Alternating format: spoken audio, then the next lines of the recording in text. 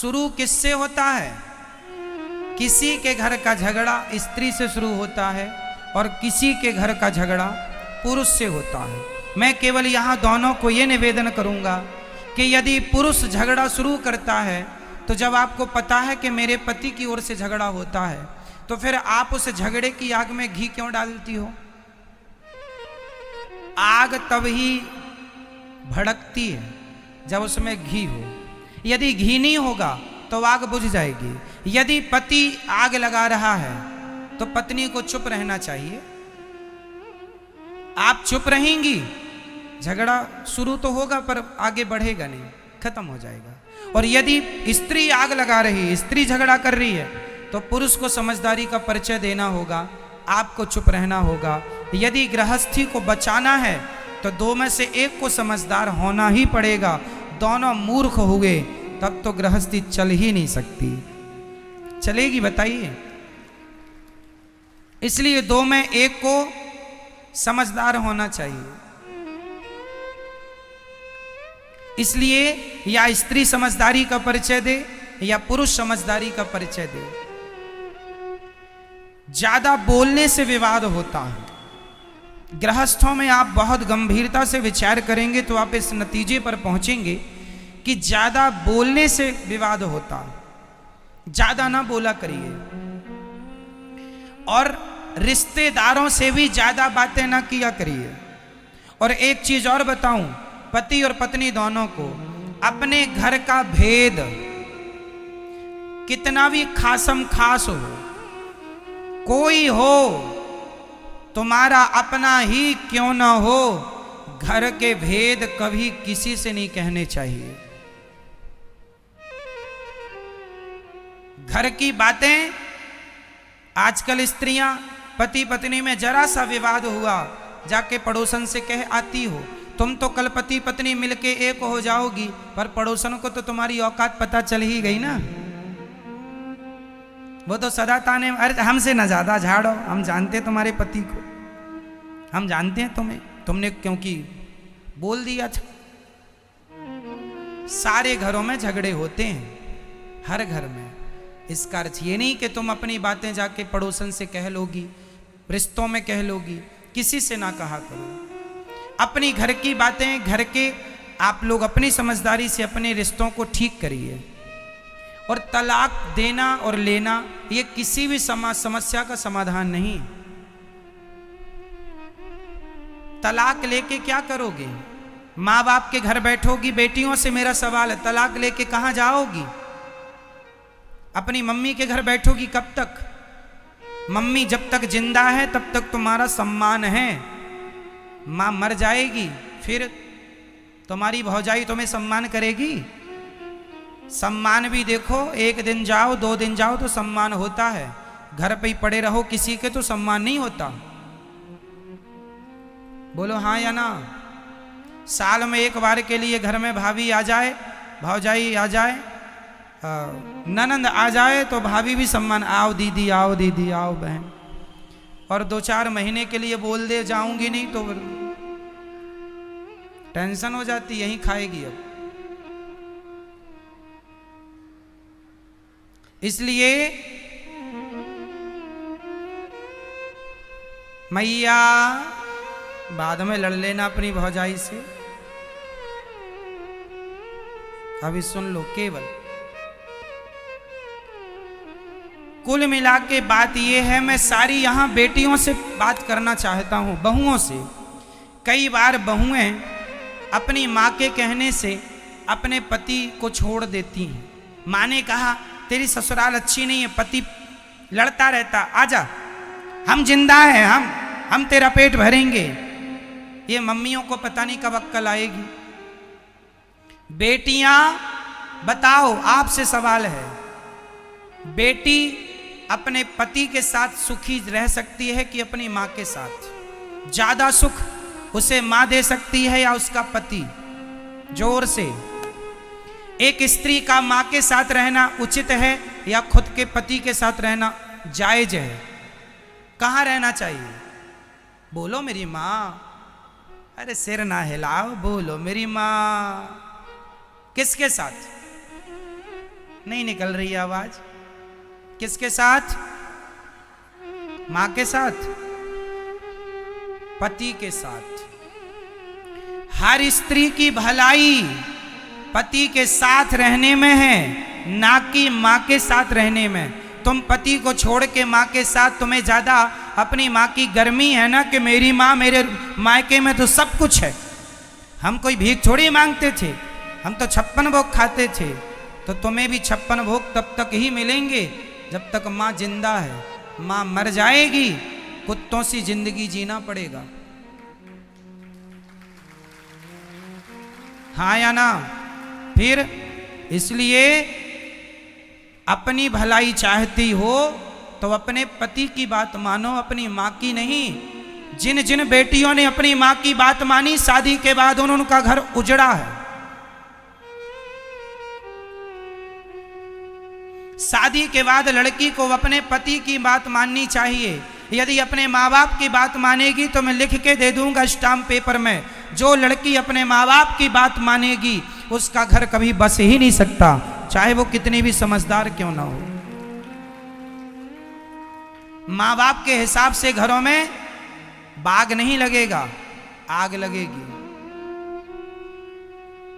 इसका एक जीता जागता मैं उदाहरण दे सकता हूं आपको, कहो तो दे दूं? दे दूं? तो सुनो, ये कथा मैंने एक दिन सुनाई थी, पर इस मुद्दे पर नहीं सुनाई, इसलिए इस मुद्दे पर दोहरा देता हूं। महाभारत का युद्ध एक लड़की के पिता के कारण हुआ है। कौन है वो लड़की और कौन है वो पिता? सुन लो। महाराज शांतनु मत्स्यगंधा पर मोहित हो गए। कथा हमने सुनाई थी, केवल स्मरण कराएंगे आपको, समय पूरी सुनाने का नहीं। केवल इतिहास से हम आपका परिचय कराएंगे कि जिस लड़की ने अपने माँ बाप की बात मानी उसके जीवन में परिणाम क्या हुआ। महाभारत की जननी कौन है आज मैं आपको स्पष्ट कर देता हूं। भीष्म पितामह गंगा पुत्र हो चुके थे। शांतनु का एक बेटा था, 14 साल की उम्र थी। भीष्म पितामह की उम्र कितनी थी? 14 साल का छोरा था भीष्म पितामह की उम्र। ये गंगा पुत्र थे। शांतनु गंगा जा चुकी थी, अपनी पत्नी के वियोग में ये तड़पते थे। एक दिन एक महिला इन्हें मिल गई, बड़ी सुंदर थी, उनसे विवाह करने का मन हुआ। उसका नाम था सत्यवती। मत्स्यगंधा भी कहते हैं, योजन गंधा भी कहते हैं। कई योजन तक उनके शरीर से खुशबू निकलती है, इसलिए योजन गंधा भी कहते हैं। ठीक है, मछली की गंध आती थी इसलिए मत्स्यगंधा भी कहते हैं। सत्यवती नाम है। सत्यवती एक केवट की बेटी थी, कथा हमने उस दिन विस्तार से सुनाई थी। तो केवट मतलब लड़की का बाप। चलो, अब लड़की का बाप चला हस्तिनापुर। हस्तिनापुर में महाराज शांतनु राजा थे। शांतनु तो अंदर थे। भेंट हो गई भीष्म पितामह से। उस समय भीष्म पितामह की उम्र कितनी थी? 14 साल के बच्चे से भेंट हो गई। तो जो लड़की का पिता मतलब मत्स्यगंधा का, सत्यवती के पिता जो केवट थे, उन्होंने कहा, एक लड़की के बाप की दास्ता कह रहा हूं। उस व्यक्ति ने कहा, लड़की के पिता ने कहा कि कहो कुमार, राजकुमार, तुम्हारे पिता का दिल मेरी बेटी में आया है, शादी करना चाहते हैं। तो राजकुमार ने कहा, भीष्म पितामह ने कहा, जब मेरे पिता का निर्णय है और आपका निर्णय है तो आप देख लो। तो लड़की के पिता ने कहा कि मैं शादी तो कर दूंगा, पर मेरी बेटी तो इस घर में नौकरानी बन के रहेगी। क्यों? क्यों नौकरानी बनेगी? भीष्म पितामह ने पूछा। तो लड़की के पिता ने कहा, आप तो राजा के पहले बेटे हो, राजा तो आप ही बनोगे, और हमारी बेटी का जो बेटा होगा उसकी तो कोई पूछ नहीं होगी। तो भीष्म पितामह ने तुरंत प्रतिज्ञा की, मेरे पिता की खुशी यदि इस महिला से है तो मैं आपको वचन देता हूं कि मैं कभी विवाह नहीं करूंगा, मैं कभी विवाह नहीं करूंगा, और इस गद्दी पर आपकी बेटी से उत्पन्न हुआ बेटा ही बैठेगा। ये देवताओं को साक्षी मानकर 14 साल के बेटे ने प्रतिज्ञा कर ली। इसी का नाम है भीष्म प्रतिज्ञा। अब सुनो, सत्यवती के बेटे हुए, उनके कोई संतान नहीं हुई। फिर संतानें व्यास जी के द्वारा हुई। धृतराष्ट्र, पांडु धृतराष्ट्र बैठे सत्ता पे और धृतराष्ट्र को पुत्र। यदि भीष्म पितामह उस गद्दी पर बैठते तो महाभारत का कभी युद्ध होता? हमेशा लड़की के माता पिता अपनी बेटी का भविष्य बनाने के चक्कर में वो ये भूल जाते हैं कि इनके ससुराल में किसकी हानि हो रही है, किसका भला हो रहा। वो केवल अपनी बेटी का भला देखते हैं। और तुम बेटियों को अपने पति का भला सोचना चाहिए कि आपके पति का जिसमें भला हो, आपका जिसमें भला हो, वो निर्णय आपको लो। क्योंकि ससुराल पक्ष, जो मायका पक्ष होता है, वो हमेशा एक ही तरफ से वो निर्णय देंगे जिसमें केवल आपकी भलाई है। यदि उस लड़की के पिता ने ये देखा होता कि राज्य की भलाई किसमें है, तो वो ये कभी संकल्प ना दिलाते, फिर भीष्म पितामह राजा बनते। और भीष्म पितामह राजा बनते तो महाभारत जैसी स्थिति कभी उत्पन्न ना होती। केवल यही बात समझाना है आपको कि शादी के बाद मेरी बहनों, मेरी बेटियों, हाथ जोड़ के कहता हूं, हाँ, यदि ससुराल में आप पर कोई अत्याचार हो रहा है तो आपके माँ बाप का बोलना जायज है, उचित है, पर बात बात में उंगली करना जायज नहीं है। छोटी छोटी बातों में भी माँ बाप उंगली करें, इससे रिश्ते टूट जाएंगे, खत्म हो जाएंगे। 100 में से 95 रिश्ते माँ की गलती से, लड़की की माँ की गलती से टूटते।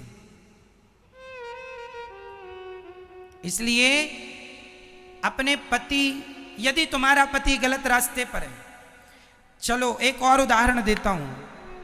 यदि आपका पति किसी और महिला के चक्कर में पड़ गया तो आप क्या करेंगी? भगवान करे कि आपके साथ ऐसा कभी ना हो, पर यदि हुआ तो आप क्या करेंगे? यदि आपको पता चल गया कि मेरा पति तो किसी दूसरी महिला के चक्कर में है, उससे बात करता है, उसके संग उठता बैठता है, जब आपको पता चलेगा आप क्या करती हैं? आप सबसे बड़ी गलती करती हैं। आप सबसे बड़ी गलती ये करती हैं कि जब आपको पता चलता है कि आपके पति का किसी महिला से चक्कर है तो आप तुरंत अपना सामान बांधती हैं और अपने मायके चली जाती हैं। अपनी माँ से बताती हैं। क्या होगा? माँ समस्या का समाधान नहीं कर सकती। तुम्हारा पति है, रास्ता भटक गया है, तो तुम पत्नी का, तुम्हारा धर्म है कि उसे सही रास्ते पर लाना है। तुम चली जाओगी तो वो तो और आजाद हो जाएगा। इसलिए उस समय तुम्हें अपनी माँ के पास नहीं, अपने पति के पास रहना है और उस महिला के पास जा करके उसे सबक सिखाना है। समझाओ प्यार से, बातों से माने तो बातें, कोर्ट कचहरी से माने तो वो, नहीं तो लातें कहाँ चली गई। ठीक है मेरी माँ? तो आपके रिश्तों में कभी ऐसी आग लगे तो आपको क्या निर्णय लेना चाहिए? क्या? हमेशा अपने पति को बचाएंगी आप। और यदि पत्नी किसी पुरुष के चक्कर में पड़ जाए तो पति उससे बचाए। पति और पत्नी एक दूसरे के रक्षक हैं। एक दूसरे की क्या है? क्या है? क्या है मेरी माँ? पूरक, रक्षक।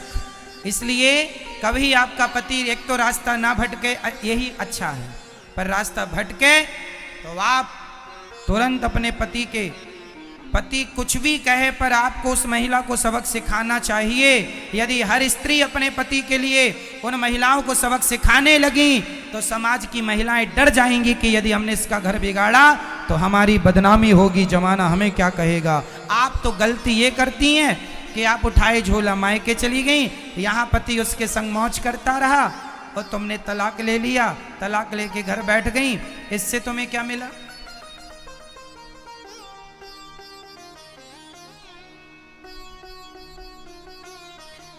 तुम्हें ऐसे आदमी के संग रहना है नहीं रहना वो अलग विषय है, बाद में सोच लेंगे। पर अभी तो उसे वो आज के जमाने में न मैया कुछ स्त्रियां ये धंधा करती हैं पुरुषों को फंसाने का। हो सकता है तुम्हारा पति भी उसका शिकार हो चुका हो। आजकल मार्केट में ये बड़ा धंधा चल रहा है। जो अच्छे लोग हैं उन्हें ये महिलाएं अपने झूठे जाल वाल में फंसाती हैं। हो सकता है उनमें से आपका कोई अपना हो। इसलिए हर पुरुष से मैं निवेदन करूंगा, पराई नारी से सदा बच के रहो। पराई नारी कभी तुम्हारी सगी नहीं हो सकेगी। कभी पराया ना पराई नारी सगी होगी ना पराया पुरुष सगा होगा। अपनी पत्नी और अपने पति में ही विश्वास करना सीखो। यदि तुमने किसी और के आंसुओं पे चले गए तुम्हारा सर्वनाश हो जाएगा। कुछ महिलाएं कैसे फंसाती हैं। एक महिला एक पुरुष के पास आई, रोने लगी, हमारा पति हमें बहुत मारता है। तो पुरुषों की तो दया बड़ी होती है। अच्छा बहुत मारता, आओ हमारे पास बैठो, कॉफी पियो, चाय पियो। अब वो नारी ने क्या किया, ऐसे कॉफी चाय पीते पीते ये उसके संग रहने लगा। बड़ा वो रोए कि हमारा मारता, हमें तो प्यार ही नहीं करता। तो ये बैठा सबका ठेका लेके कि मैं करूंगा तेरे से प्यार, अब तेरा पति तो करता नहीं है। और ये इस चक्कर में बेचारा बड़ा दयालु बन रहा, अपना विनाश कर रहा। इसकी पत्नी को पता चला, इसने देख लिया कि ये तो दूसरी महिला के संग बैठा है। तो इसकी पत्नी ने तुरंत कहा, कौन है ये? बोलता है मैंने बड़ा धर्म किया है, बड़ा पुण्य किया है। कौन सा पुण्य कर दिया तुमने? बोले इसके पति ने इसको प्यार नहीं किया, बहुत डांटता है, बहुत मारता है, तो मैं इसको प्यार करता हूं। अब तुम भी मेरी पत्नी हो और ये भी मेरी है। लो ये कौन है? इन्हें क्या कहेंगे? क्या यही गृहस्थ जीवन का धर्म है? रोते हुए की मदद करना अच्छी बात है। विपत्ति पे किसी के संग खड़े हो जाना अच्छी बात है, पर किसी विपत्ति का आप उससे उसके बदले में उसका चरित्र मांग लें, ये बहुत बुरी बात है कि तेरी मदद मैं चरित्र के बदले करूंगा या करूंगी। इन चक्करों में ना पड़ा करो। समाज बहुत गलत रास्ते पर चल चुका है, बहुत गलत कदम बढ़ चुके हैं लोगों के।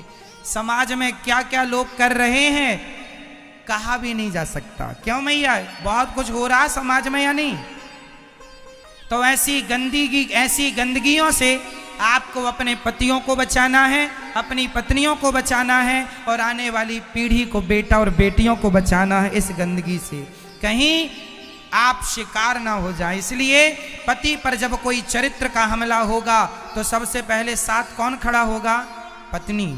और पत्नी के संग पति, और एक दूसरे के चरित्र की रक्षा करो, एक दूसरे के काम आओ और प्रेम से गृहस्थी निभाओ। एक दूसरे से प्रेम करो। पत्नी पति से प्रेम करे, पति पत्नी से प्रेम करे। जैसे हमारे राम सीता से प्रेम करते हैं और सीता राम से प्रेम करती हैं, और दोनों से प्रेम हो और दोनों पति पत्नी मिलकर दोनों भगवान से प्रेम कीजिए। यही सदगृहस्थ है, यही गृहस्थी है मेरी माँ। मैया समझ में आई बात?